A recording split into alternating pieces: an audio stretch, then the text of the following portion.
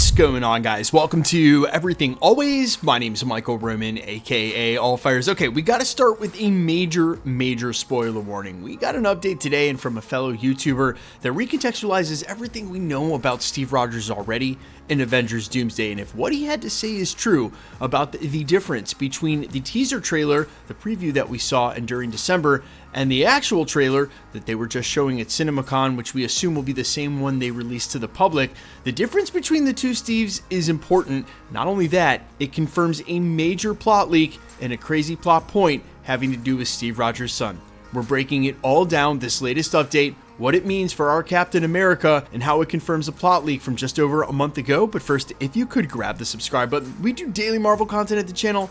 That's all we do. If you're into that kind of thing, the best way to support us is by hitting the sub button. You can always change your mind later. Also, if you hit the sub button and leave a comment down below, that enters you for our giveaways. If you want, stick around to the end of the video. We get into all the giveaway stuff again there. And again, major spoiler warning here. Yeah, of course for the update because we trust this source, but mostly because it confirms this huge plot leak and a major plot point for the end of the film, which we'll get into. But if you want to go into the unknown not knowing, I ain't mad at you. Now would be the time to back out. Okay, so this is the latest update according to Robert Meyer Burnett, who I'm sure some of you are familiar with from his own YouTube channel or his appearances across YouTube, mostly over on the John Campea show. And I know he's definitely name dropped Everything Always before, so at least at one point he was watching the channel. Rob, if you actually see this, what's up? This was his latest update. Apparently, quote, Steve's appearance in the Doomsday trailer clip is 11 years later. That's the trailer they showed. Steve has yet to meet Dr. Doom in the teaser clip, the one they showed in December. And when we see the trailer, he has already met Doom because he's living on Earth 828 with Peggy and his son, Jim. Okay, so before we jump right into the plot leak, let's take this on surface level. We've been talking about for a while at the channel, there's a likely chance that Loki's going to relocate Steve Rogers to the 828, and we might actually see something like that happen and during the post-credit scene of Avengers Endgame, because even the Russos have said those two things are going to have a chance to bridge together. But now there's this important distinction of a time jump in the film, and that sort of makes up for the discrepancy of the clean-shaven, clean-cut Steve Rogers that we saw during the teaser trailer and the older, bearded, grizzled Steve Rogers that we've been hearing we might see later in the film. Those two things don't seem to mesh, but now we know that for sure in Avengers Doomsday, according to this update, there's going to be a time jump of 11 years. Now, it's unclear whether or not Avengers Doomsday will feature some flashbacks or some sort of origin point for this story with a time jump in the middle. They definitely did that during Avengers Endgame. They could employ the same technique here. But either way, when we get to the crux of the battle, this will be 11 years forward for Steve Rogers. Now, importantly, how this lines up with the plot leak. And you guys have been warned. It has been heavily rumored from this plot leak that Dr. Doom is going to kill Steve Rogers' son.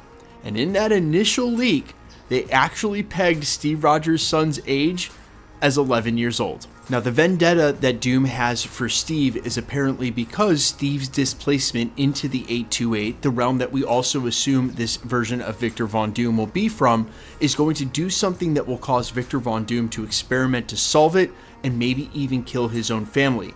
And killing Steve's son at the end of Avengers Doomsday would not only serve as a major shock point and a point of emotional trauma for Steve the character, for us the audience, but it would be meant as a major retribution point and basically the ultimate act of revenge that Doom will have been looking to orchestrate the entire time, kill Steve Rogers' son and get his family back. And who is his family? Well, funny you ask, but none other than Sue Storm and Franklin Richards. That's why it makes the post-credit scene for the Fantastic Four even that more poignant and that more prevalent. And if you're wondering if that theory holds any water, it surely does, because that's exactly what was revealed by the Russos themselves in their headquarters at Agbo. They had Sue Storm, Franklin Richards, and none other than Dr. Doom, a regular Brady Bunch. Now, shifting from the plot stuff back to the structure of the film, there were some who speculated that these preview trailers, these vignettes that we got during December, weren't actually frames from Avengers Doomsday, rather they were shot specifically as preview trailers.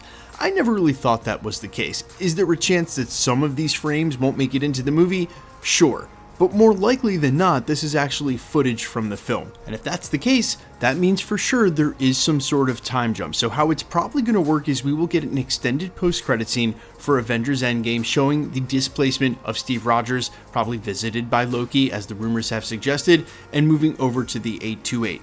We'll then pick up the beginning of Avengers Doomsday where that post-credit scene left off, with a Steve Rogers that's just had Jim, his son, that is basically brand new to the 828, maybe establish some of Doom's origin and the relationship between Steve, Doom, and Reed Richards. Then they'll jump significantly forward in time to catch up with where we currently now are in the MCU, with the end of the Thunderbolts, with the approaching Fantastic Four ship. And speaking of which, one of the initial rumors we had about this film is that the Fantastic Four were not the only ones aboard their spaceship, that they were also joined by Dr. Doom and Steve Rogers, which at the time really didn't make a lot of sense.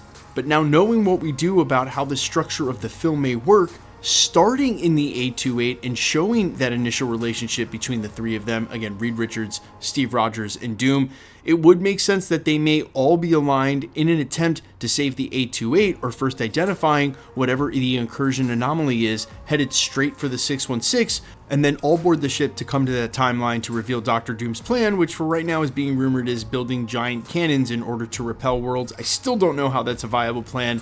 Can't wait to see how he describes it, but here's the rub. While that all seems to fit perfectly together with what we've heard, the plot leaks, the updates, the rumors, the problem here is that if Steve Rogers has known Dr. Doom for a significant amount of time, even half of the 11-year time jump that they're indicating is going to happen, do you mean to tell me that that Steve Rogers, the one that we followed through the Infinity Saga, has not once yet seen Dr. Doom's face?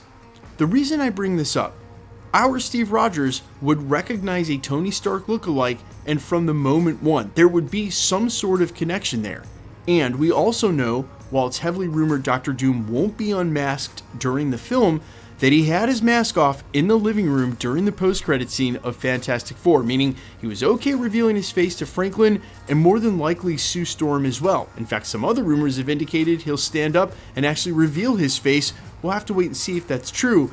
I think it just indicates that Steve Rogers, with past relationship with Dr. Doom, may not have yet seen Dr. Doom's face, that he may have kept his mask on the entire time, or at least hidden his identity from Steve Rogers. Now, that doesn't seem like it's logical at all. It seems like if he's willing to reveal his face, Dr. Doom that is, to the Fantastic Four, it's probably because they've already seen it, which means if they've already seen it, maybe Steve Rogers has too.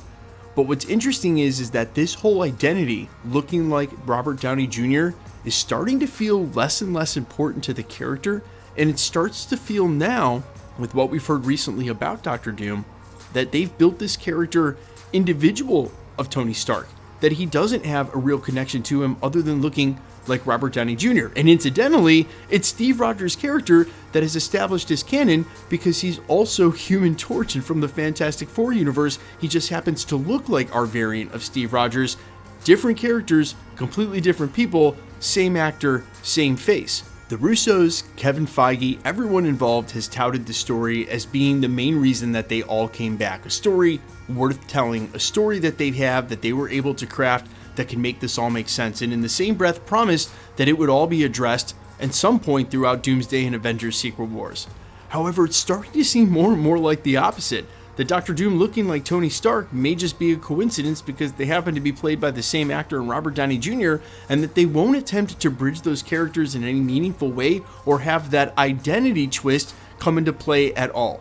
I don't buy it. I think whatever story they crafted has to meld the two characters together and explain why Victor Von Doom right now has Tony Stark's face. And as proof of this, that's the whole crux of the story that brought them back. There's no way they would have toiled as hard as they did to find a way forward if it didn't attempt to answer why they look like each other and leave out the legacy of Iron Man in this moment in a basic celebration of all Marvel cinema. See, if it's not a tie to Tony Stark, if it's just this unique Victor Von Doom that happens to look like him, you mean to tell me they brought back Steve Rogers, Thor, the OG X-Men characters, and rumored Tobey Maguire for the beginning of the film?